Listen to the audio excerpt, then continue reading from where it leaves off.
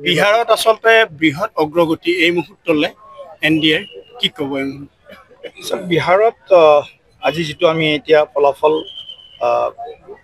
Vote গণনাৰ কাম চলি আছে আমি দেখিছোঁ যে এনডিএৰ পক্ষত ভাৰতীয় জনতা পাৰ্টিৰ পক্ষত বিহাৰৰ জনতাই ৰায়দান কৰিছে।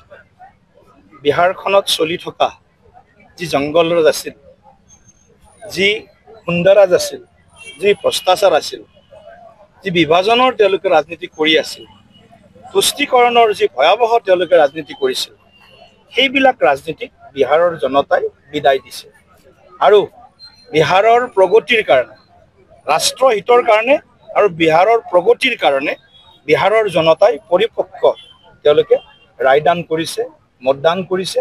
গতিকে প্ৰথমতে মই বিহাৰৰ ভোটদাতা ৰাইজক আমি ধন্যবাদ জনাইছোঁ। লগতে প্ৰধানমন্ত্ৰী নৰেন্দ্ৰ মোদী ডাঙৰীয়াৰ 11 বছৰৰ যি শাসনৰ সুবাস বিহাৰে লাভ কৰিছে, 20 বছৰ প্ৰায় নীতিশ কুমাৰ ডাঙৰীয়াৰ মুখ্যমন্ত্ৰীৰ কাৰ্যকালত যি লাষ্ট মাইল ডেলিভাৰীৰ কথা কৈছোঁ, বিহাৰত ৰাস্তা ঘাটৰ উন্নয়নৰ পৰা যোগাযোগ ব্যৱস্থা উন্নয়নৰ পৰা ক্ষীপ্ৰ যি আমাৰ দেখিছোঁ অৰ্থনীতি মজবুত হৈছে আৰু তাৰ লগে লগে বিহাৰত যি ধৰণৰ তেওঁলোকৰ ৰাজনীতি চলিছে, যে গুণ্ডাগিৰ্দী, সাম্প্ৰদায়িক মেৰু বিভাজন, এই সকলোবিলাকৰ ওপৰত আজি বিহাৰবাসীয়ে আজি ৰায়দান কৰিছে। গতিকে এই ৰায় বিহাৰৰ জনতাৰ উন্নয়নৰ প্ৰতি থকা তেওঁলোকৰ যি মনৰ ভাৱ আৰু তেওঁলোকৰ যি সংকল্প, সেই সংকল্পৰ প্ৰতি সমৰ্পিত।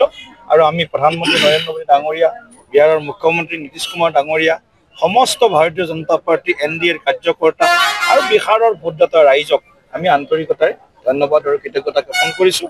কংগ্ৰেছ কাৰণে অত্যন্ত আজিৰ দিনটো কংগ্ৰেছৰ কাৰণে বিশেষভাৱে তেওঁলোকে এইটো মনত ৰাখিব লাগিব।